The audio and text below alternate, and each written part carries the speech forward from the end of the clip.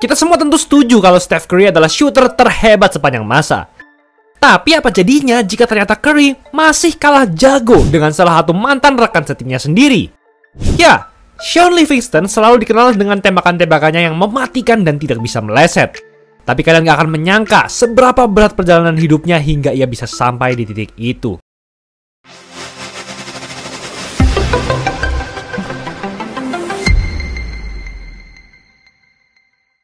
Shaun Livingston merupakan salah satu pemain NBA dengan cerita yang sangat menarik.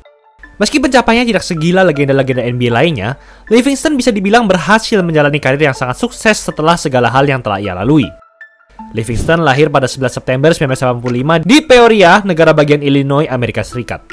Sejak SMA, banyak orang sudah mengakui Livingston sebagai prospek yang sangat hebat. Ia adalah pemain yang sangat atletis.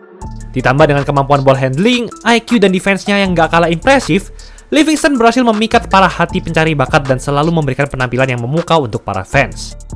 Livingston merupakan seorang prospek bintang 5 dan menduduki peringkat 1 sebagai point guard SMA terhebat di Amerika.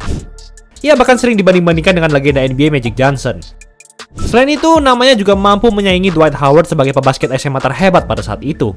Dengan semua itu, Livingston otomatis meraih penghargaan Illinois Mr. Basketball sebagai pemain terhebat di negara bagiannya, serta diundang untuk bermain di McDonald's All-American yang merupakan ajang All-Star untuk pemain SMA di Amerika. Livingston awalnya berkomitmen untuk bermain bersama Duke di Liga Mahasiswa Amerika atau NCAA. Namun, pada akhirnya ia memutuskan untuk melompati masa kuliahnya dan langsung masuk NBA, sesuatu yang masih bisa dilakukan oleh siapapun di saat itu. Livingston pun langsung dipilih pada urutan pick keempat oleh LA Clippers di NBA Draft 2004. Sejak itu, Livingston makin dikelilingi dengan hype yang jauh lebih besar. Sebagai seorang point guard atletis dengan tinggi 201 cm, tentu banyak yang berekspektasi tinggi kepada Livingston. Awalnya sebagai bocah 19 tahun, Livingston mampu menunjukkan potensinya di lapangan pada musim pertamanya, yang punya rataan 7,4 poin, 3 rebounds, dan 5 assist per game. 2 musim kemudian, ia berhasil menjadikan dirinya sebagai salah satu pemain inti Clippers secara konsisten.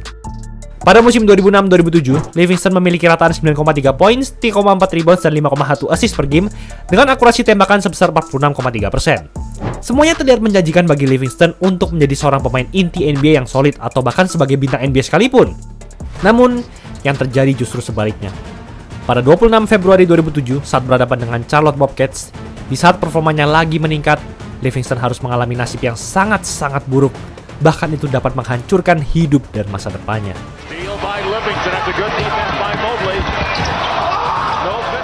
Setelah melakukan layup dengan landing yang cukup brutal, Livingston mengalami dislokasi pada lututnya.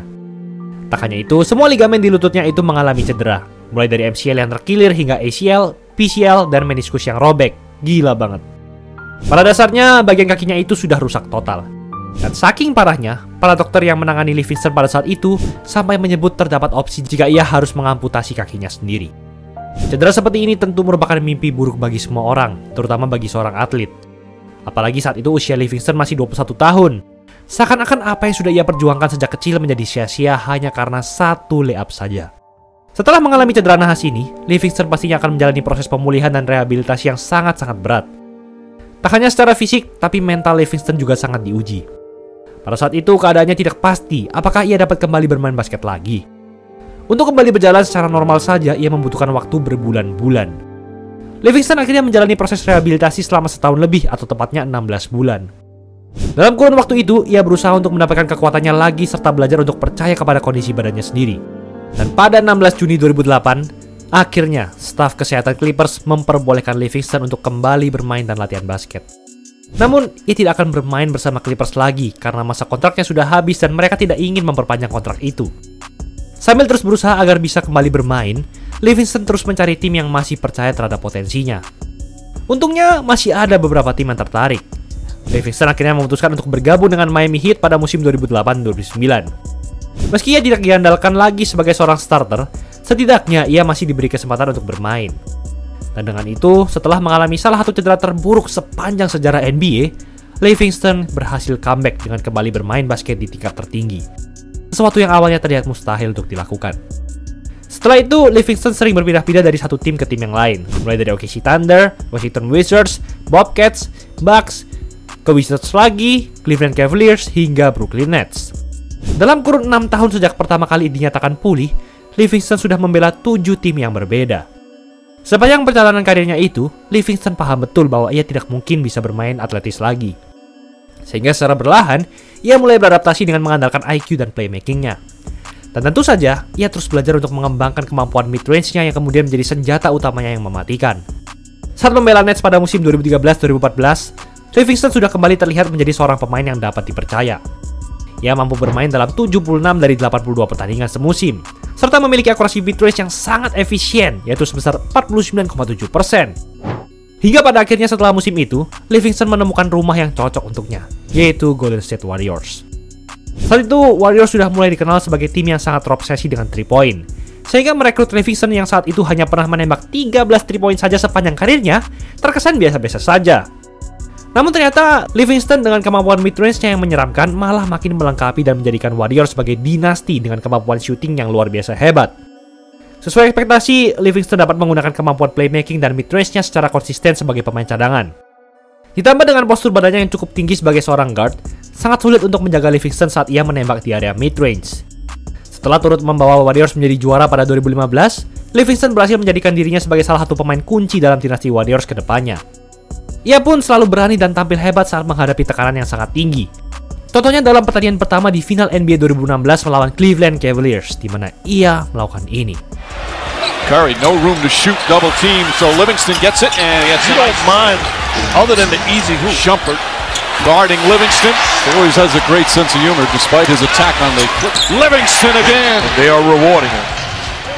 Livingston mid-range again, Barnes in double figures as well. So a good job of are not those. Livingston again. Warriors take game 1. Sebagai pemain cadangan Steph Curry, Livingston berhasil mencetak 20 points, 4 rebounds, dan 3 assist. Di saat Curry kesusahan untuk memasukkan bola sepanjang pertandingan, Livingston hadir dengan tangan berapi-api hingga ia menjadi penentu kemenangan Warriors dalam pertandingan itu. Ia pada akhirnya mengambil peran yang cukup besar dalam membawa Warriors tembus final NBA selama 5 kali beruntun dan menjadi juara NBA hingga 3 kali. Performa mid-range-nya selalu berhasil membunuh harapan tim-tim lain untuk menyaingi Warriors. Dan yang paling impresif, dengan riwayat cedera yang sangat mengerikan dan traumatis itu, Livingston berhasil bermain setidaknya dalam 71 dari 82 pertandingan setiap musimnya bersama Warriors, kecuali pada musim 2018-2019. Itu pun ia bisa bermain dalam 64 pertandingan. Setelah musim itu berakhir, dan setelah 15 tahun berkarir sebagai pemain NBA, Livingston akhirnya memutuskan untuk pensiun. Sepanjang karirnya, Livingston berhasil memasukkan 1.309 tembakan mid-range. Setelah pensiun sebagai pemain, Warriors mengangkatnya untuk bekerja di bagian manajemen tim.